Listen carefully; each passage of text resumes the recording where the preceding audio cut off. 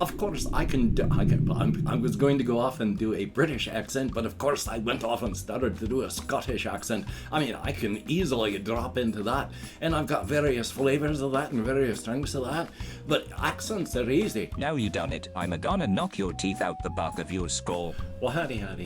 Nearly Senior Citizen here. Greetings, boys, girls, and all of our non-binary friends, and welcome to this, a brand new day. Son of a gun, thumbs up for that. Yay. I've been having a very allergy day today. All sorts of clogginess, but slept well, and that's good. And because of a comment that I had read from Florimu, I believe, about tinnitus, I sit in silence a lot, and silence is when my tinnitus is the loudest. So, per suggestion, I'm going to be walking to like Walmart today, and I'm going to purchase, hopefully they have something like this. If not, I'm doomed. Unless I go to Amazon and try and find just a simple, cheap, wind-up, click-clock, tick-tock type clock. So hopefully they got something like that, because now that I think about it, they probably don't. Probably have to order it from Amazon. Still, something to definitely do, because, oh boy, it's not really loud, but oy vey. And of course, YouTube algorithms and such like that. So, hey, if you could toss me a like, that'd be very cool. If you could subscribe to the channel, that would be awesome. If you could leave me a comment, that would be very cool. Definitely a thumbs up. And of course, I would like to thank each and every one of my Patreon patrons. These literally beautiful and literally awesome people are literally beautiful and literally awesome, helping to keep me and my kitty cat and my little hamster, Ghost, alive. He's still doing well, but he sleeps during times like this, and I don't just want to dig him up and wake him, so I don't drag him out. If he's ever awake, I'll bring him out again, but he's still doing well. So thank you for helping to keep me and my pets alive. It is appreciated to no end. If you'd like to help me out, the link to my Patreon is in the show more for the video description. And now I have a really itchy edge of my eye, but I'm front loading a video over as I fixate on my eyeball. Or my eyelid, actually. The actual eye itself? Nah, it was the eye stuff around it. You ever have an itchy part of your eye on the inside? I don't think I have either. Let's hope we never do. But one thing, well, there's a lot of things I want to talk about. None of them are really important, but I want to talk about them anyway, because nothing is really important. All human existence is transitory. Given the state of the world and how we can't stop those in charge from burning the planet to cinders under our feet, likely we're not going to be here in another couple of 100 years, so hey. But even without that, even if we lived in a utopia, nothing still really matters. I mean, from existence, from the very beginning to what's going to happen at the very end, everything is just a transition point. Whether you're there from the beginning, you're there in the middle, or you're there at the end. All of existence and life is just transition from beginning to end. There is no, this is the stable point where we belong. No, it's just you're somewhere along that gradient, beginning to end. But that's not what I wanted to talk about, true though that is. I don't have a whole lot written down on my list.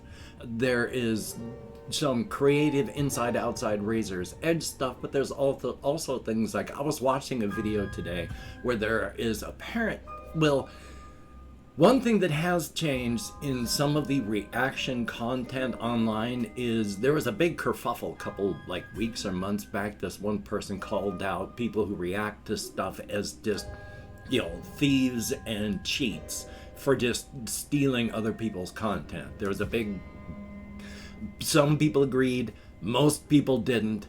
But for the large part, now when people do reaction stuff that I see, they stress hard. This is more the long-term stuff, not like the songs or movies, but just reacting to other people's YouTube content, where they say, before they even start, is please go watch their video, don't just watch mine, go do this, and they're really pushing that, you know, you need to interact with them too. I'm going to do all this, and I'm going to stop and talk, but they need some interaction too. And that's good. I mean, even people who weren't bad at this stuff, still, it's nice to see them reaching out and doing things like that. But I was watching one video where it was a The guy's name is Xander Hall, and he was watching and reacting to the internet comment etiquette stuff about the woke Tolkien stuff going on. And I hadn't realized that this one video where they showed this one fellow talking in a very upper crust British accent.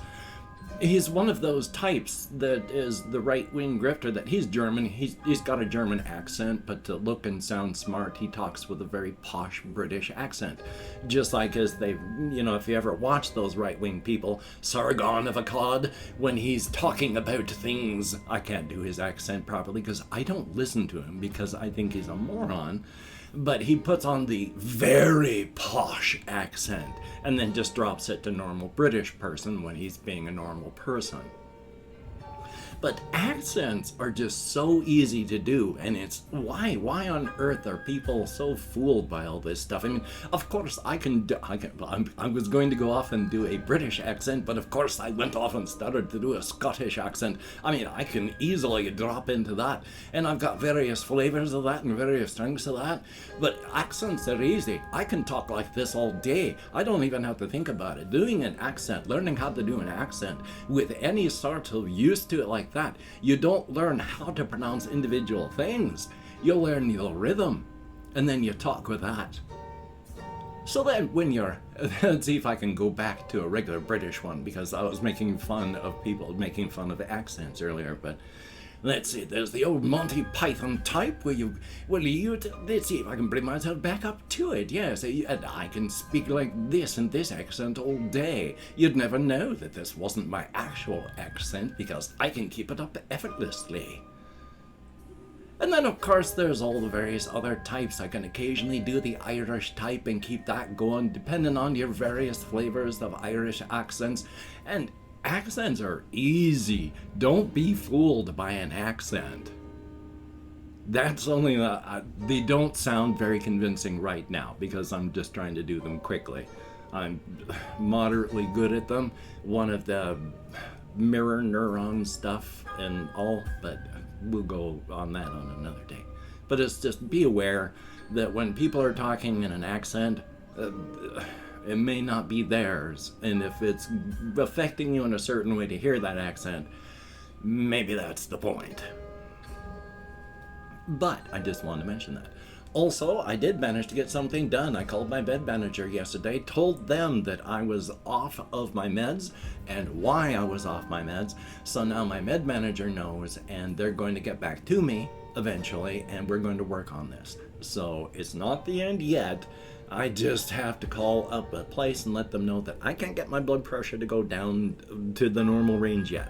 It's not up here in the danger zone. It's here in the you need to take care of this zone instead of where it used to be, which was, hey, you're a little bit lower than normal. It's known as the silent killer. You don't even know if you have high blood pressure, so be careful. It damages everything. It's not just your circulatory system. It damages your kidneys. And my kidneys, they didn't come out of my wife's death and all that on the good side. I ended up way too dehydrated for way too long. And when damage on things like your kidneys shows up in tests, that's bad because your kidneys are an organ that can take a lot of damage and show no signs of it. And when they do show signs of damage, it's really not a good thing. So I hit the things are not good point. So yay on that. One of the reasons I try to stay properly hydrated. Try. Well. Past that, taking a look on my list here, and I don't really have anything that happened in real life. Other than just I went on walkies, and it was a nice walkies. I did, that was good. I enjoy walking. It's actually I've gone from hating going on walkies when I first started to now I get itchy if I can't do it. I love going on walks. It is a very good thing. And so I did that, and yesterday I played games, I watched videos, I actually got that call done, so I think I did well. I'm going to take the weekend as easy as possible, and that's a good thing.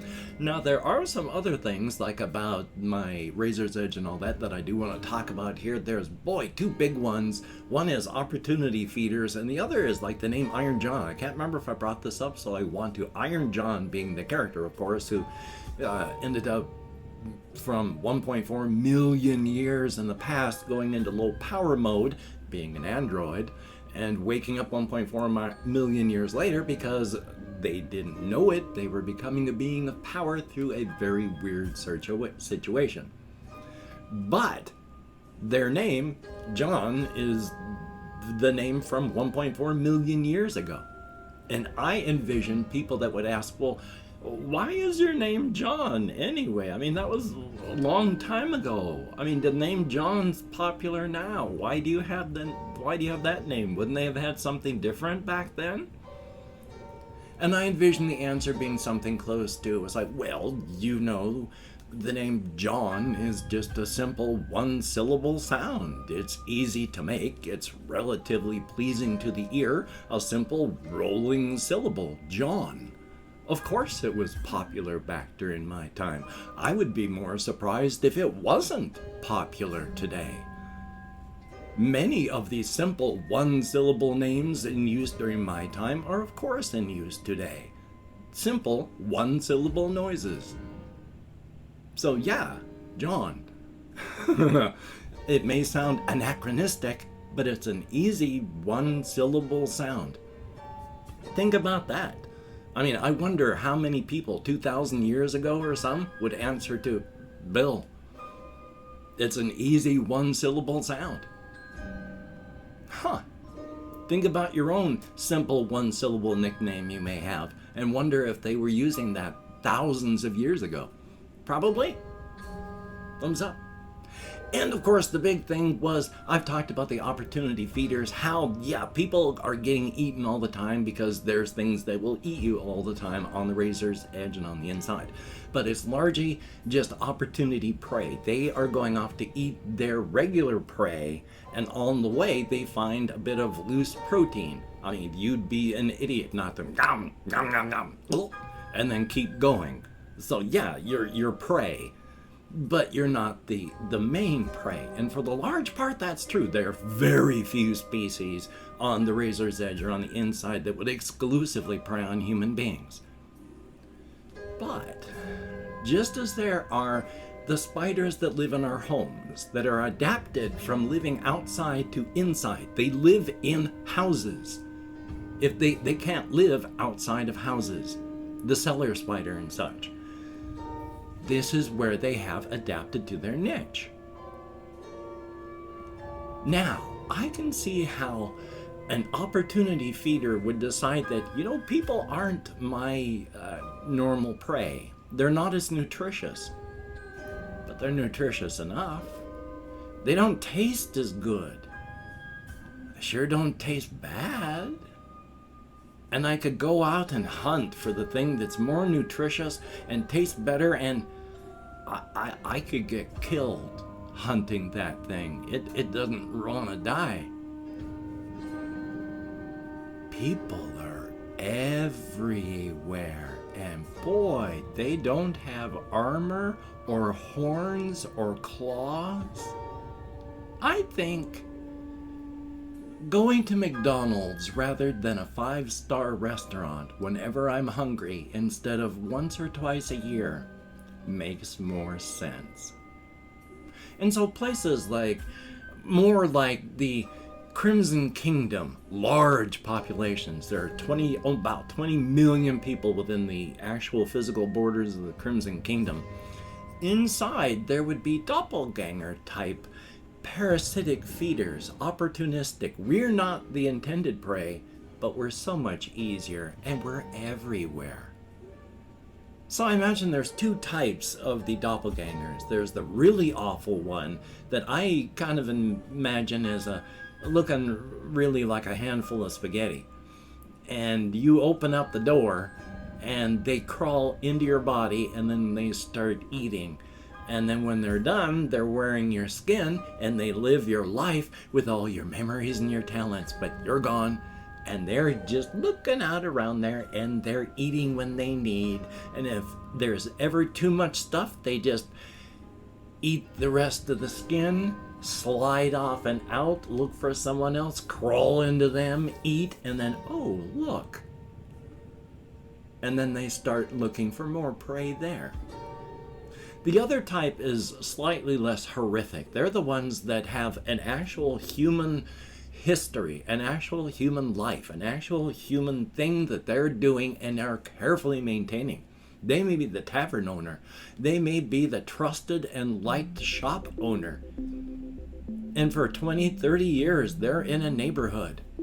And they seem friendly and happy, but every time you're alone with them, the only thought on the top of their head is, should I eat them now or later?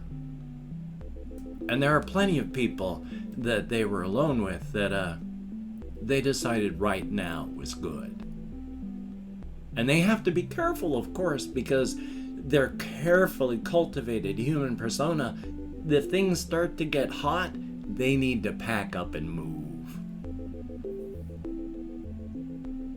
And I've opened up 24 hours worth of comments in my community tab. Going to go through and thank however many people have left me comments in the past 24 hours. Never many, but more than zero, and that's very awesome. Thank you, each and every one of you. If I mispronounce a username, no disrespect is intended. And even though I count in American Sign Language, well, you've seen how my brain works. My poor unmedicated ADHD brain. We have Blocksob Lives, thumbs up, thank you, and greatly appreciate it. We have Jesse Koskinen. That, I am amazed I made it through there. I don't know how I'm making it through at all on the hardest difficulty when I have no weapons most of the time. We have Scott49140. Yeah, it is very atmospheric. Thank you very much. We have Saint, greatly appreciated. There is Flora Mew. Thank you very, very much. I do value your opinions on absolutely everything. We have Ben B, thumbs up and good to see you in comments. There is Armgao, ARMGAO, thumbs up and thank you. There is Nico Quinta, thumbs up and thank you. Rayan Khan, greatly appreciated. Davesh Kumar, thumbs up and thank you. And that is it. 10 people who left me comments in the past 24 hours. Greatly appreciated. You get me out of my head and into the world and dealing with real people, if only in text and if only for a short time. Thumbs up and thank you all.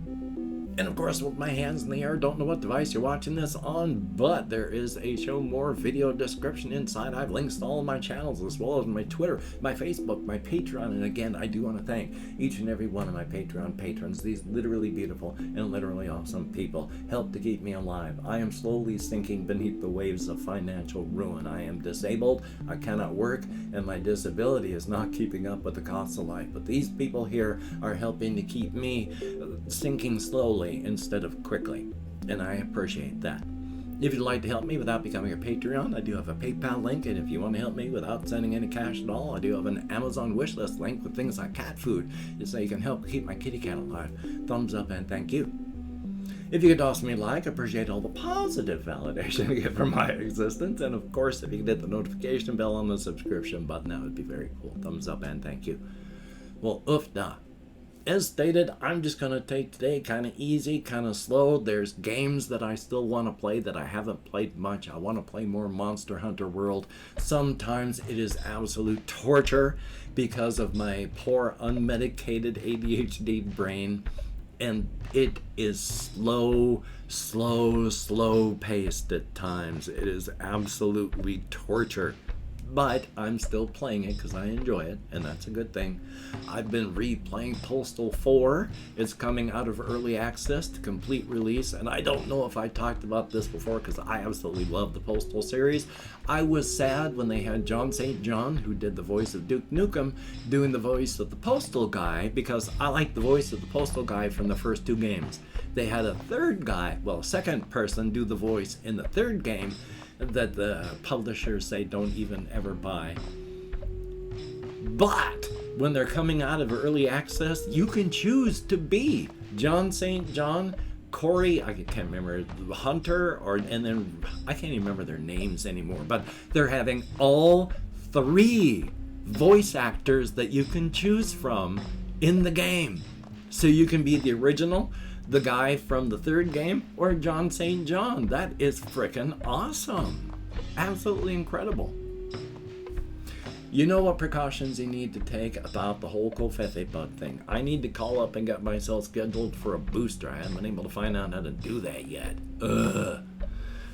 Take precautions that are necessary. Be smart about it. I'm going to let other people fall before I do. And I'm going to wear my mask until the end of days. You don't have to, of course. But just be smart, please. So, until we meet again, you take care. Have a great day today. I will see you on the flip side, and quite frankly, I do think that is a very good thing.